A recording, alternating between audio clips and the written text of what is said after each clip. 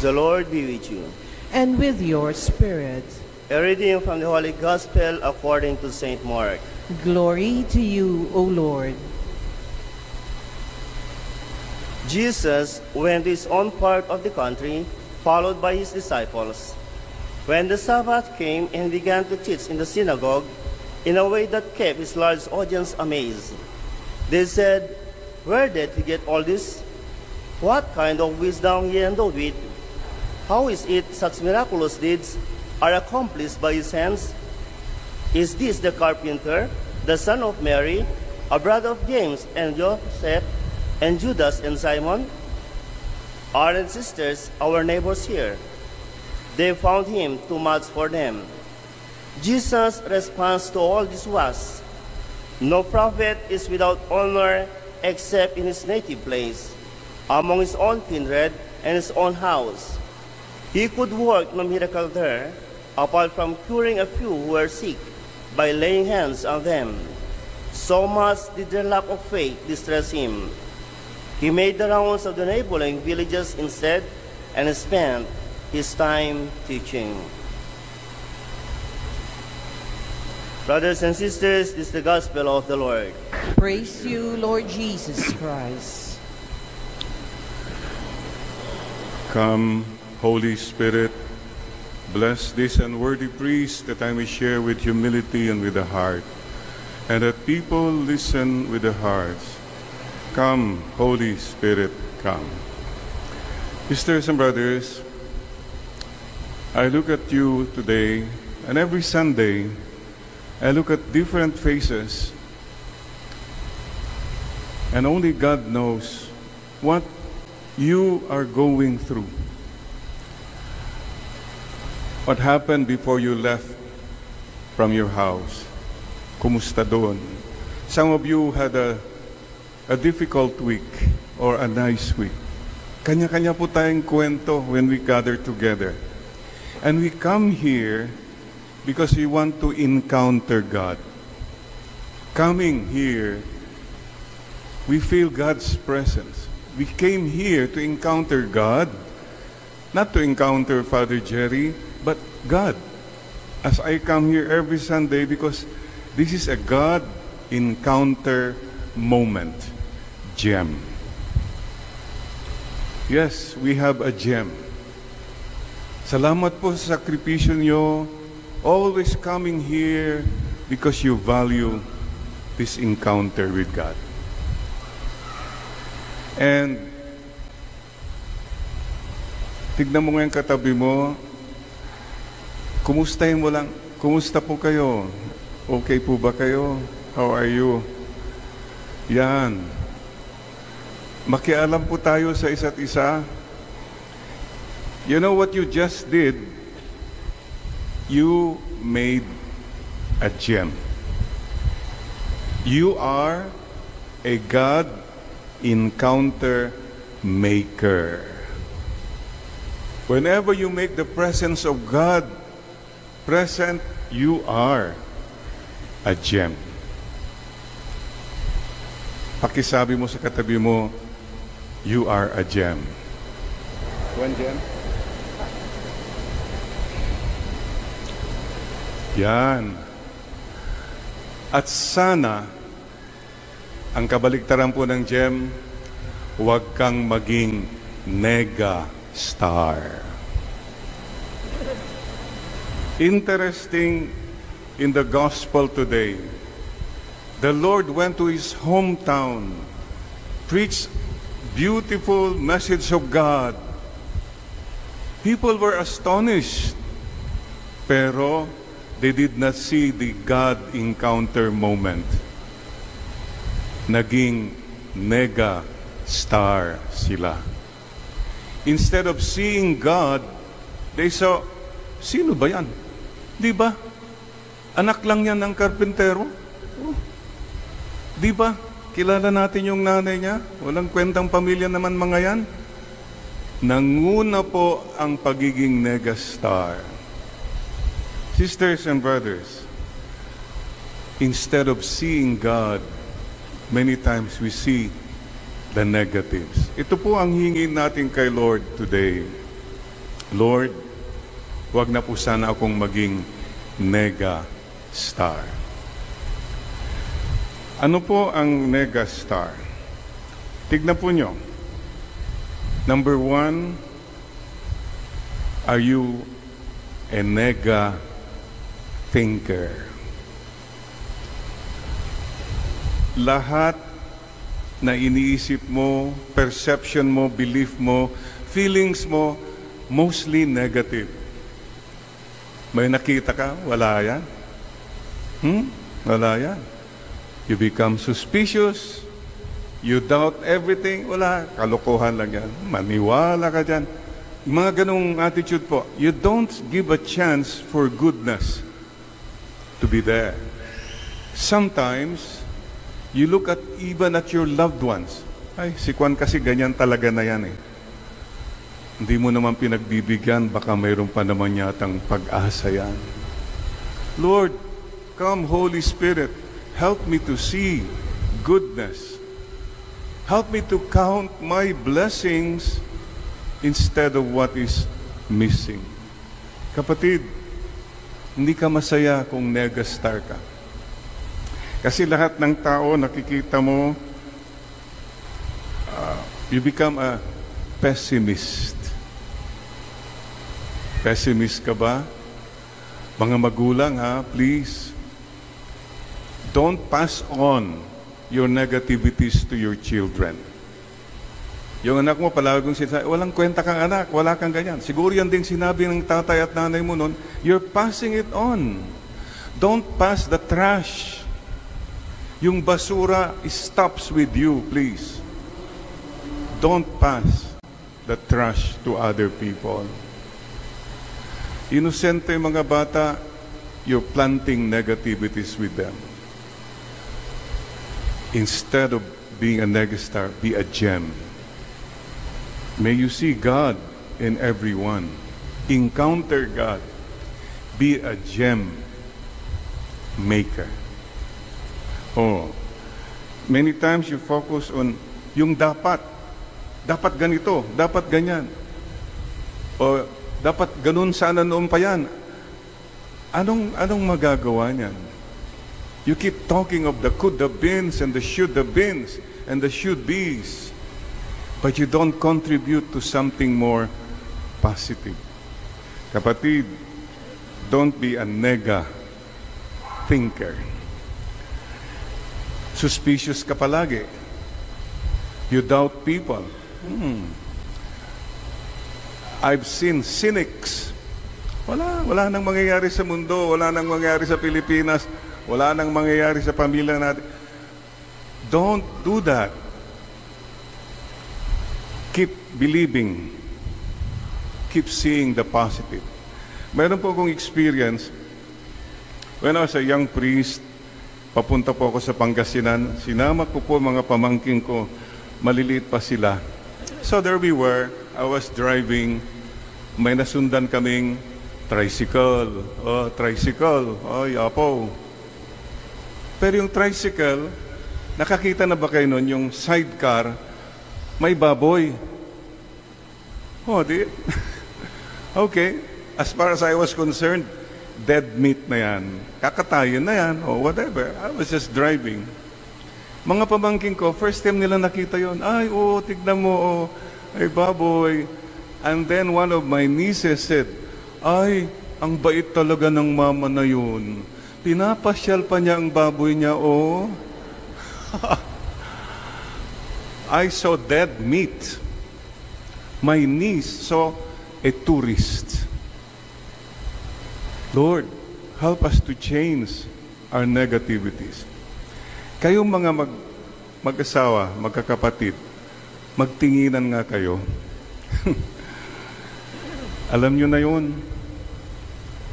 Sana makita mo naman na ako ay isang gem. Sana. And that's my prayer for you. Lahat naman ng tao ay gem. You can encounter God in every person, no matter what kind of a person. So what is our prayer?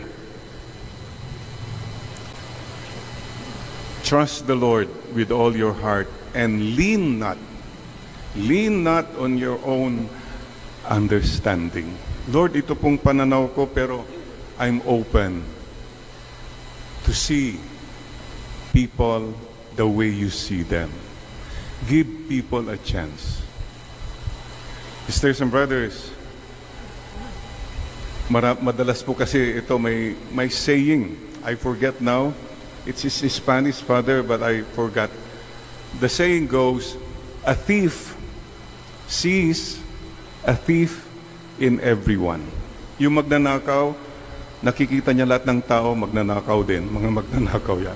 Kasi yan ang pananaw mo sa sarili mo. You're just projecting many times your negativities. Come, Holy Spirit. Come, Holy Spirit. Okay? Are you a nega-star?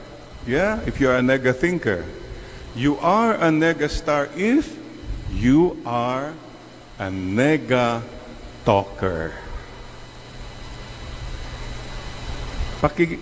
Check mo yung sarili mo.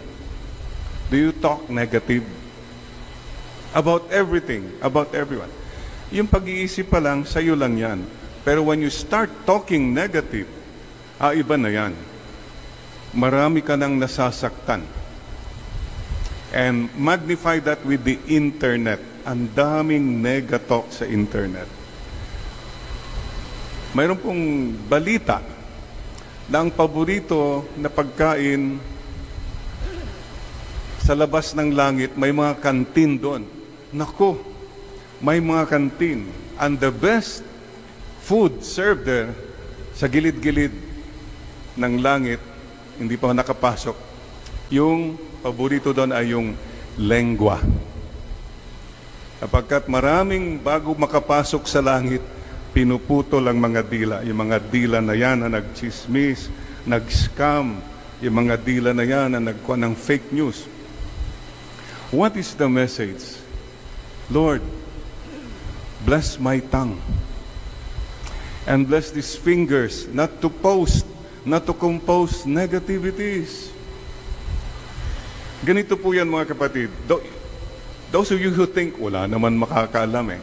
Mayroon po. Ganito po yan. Picture this. You're in front of God, wala kang kamalay-malay. Somebody stabbed you at the back. Hindi mo alam. But guess what? Sinong nakaharap? Si Lord.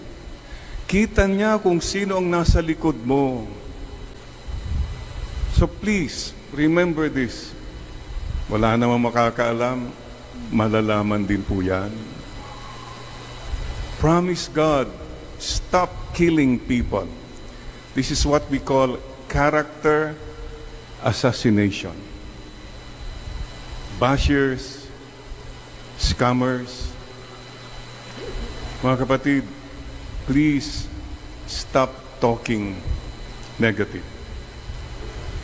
Gustong-gusto ko yan si Bruce. Wala pa akong nadinig na negative yan. Na kwinento niya sa akin. Wala lang. Smile lang siya. That's it. Maybe that's one good thing for all of us. Pag nandyan na yung Department of Public Information na mga barkada mo, alam mo yung latest, mga ganon. Smile ka na lang, huwag ka nang gumatong. Don't contribute. Don't be a part of people who destroy other people. Nega-talker. And isa pa po, yung negative talker din, when you talk about yourself, pwede ba stop talking about all your problems to other people? About your sickness, about your issues. Ang mga ibang tao may mga problema na sila eh. So stop broadcasting your health issues, your problems, your miseries. It's okay not to tell people.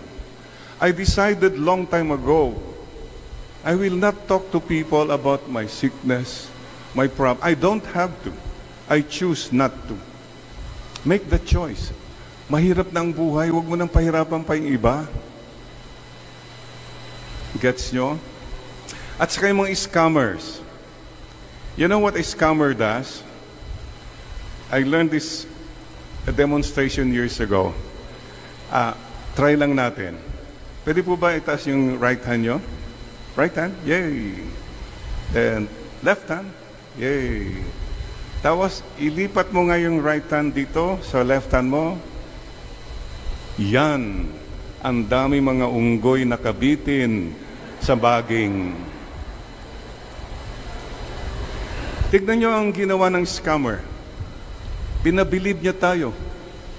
Niloko niya tayo. Tuwang-tuwa siya. Tayo nasaktan, naloko. But remember this, God knows everything. Babalik at babalikan ka ng mga ginawa mong nakasakit sa kapwa. Sometimes kasi po, sabi natin, Father, I try to be positive pero wala nang pag-asa. Ganito ng kultura ng Pilipinas, ganito ng kultura ng mundo. No! It takes the power of one and say, I will not be negative. One person to decide, mayroon na pong difference. You will make a difference. Huwag po tayo magpatalo sa kultura na wala na, Father, negative na lahat. No, no, no. God encounter moments pa rin tayo. If you make God present, you will not think negative. If you make God present, you will not talk negative anymore. And lastly, nega doers. The most basic moral principle is do good, avoid evil. Klaro po yun. Father, do good. Tignan mo naman nangyayari sa Pilipinas. Yung mga masasama, yung mayaman, tapos nabibilibid, nakakalabas, nakakalusot naman sila, Father. Sure, we all feel dismayed with this. But we will not give up in doing good anyway. Do your part. Bahala na si Lord sa kanila. May araw din sila. Remember that. God does not sleep. Just do good anyway. Even people are doing bad. No, I'm going to be, not to be a nega doer. Sisters and brothers, yes, don't be a nega star. Be a gem. God encounter maker. And make every moment a God encounter moment. Sana, kapatid, when people meet you, when people talk to you, they experience God. Nararamdaman nila ang Panginoon. Kasi kung all you talk about are the negativities, all you talk about are about your life, your achievements, etc., your so-called ideas, baka naman hindi na nila ma-encounter si God kasi masyado kang pa-starring. Let God come out. The God that is in each and every one of us, let Him come out more and more. Remember the Indians. Remember their greeting? Are there some Indian sisters here? Namaste. Namaste. It's a beautiful greeting. Whenever we meet one another, they say, I recognize the God, the goodness that is in you. What a beautiful reminder that God is in each and every one of us. Kahit napakasamang tao, kahit napakasamang sitwasyon, God is there. Sisters and brothers, let's greet one another now. Namaste. I see God in you. I see goodness in you. Namaste. Be a gem. Don't be a mega star from now on. Come, Holy Spirit, come, Holy Spirit. Fill us with your presence. Help us to become makers of an encounter with you. God, encounter maker. And may every moment we will try, even in the most negative moments, we will make it a God encounter moment. This is our humble prayer in humility with our Blessed Mother.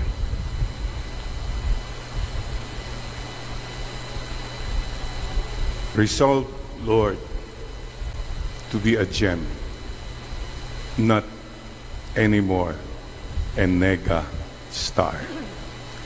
Starting today, now na. Amen.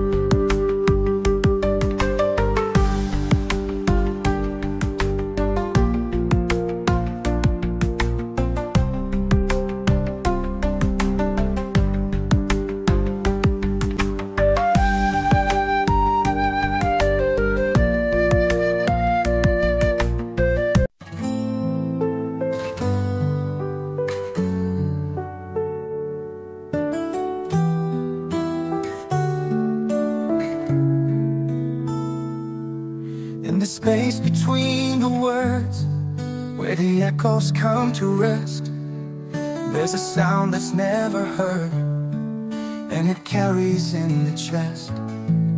Every whisper finds its home in the stillness all alone, and the weight of all that's said hangs like clouds above the bed.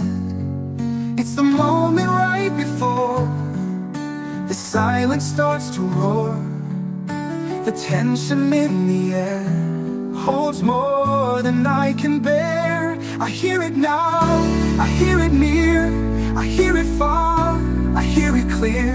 A voice that fades, a voice that never was.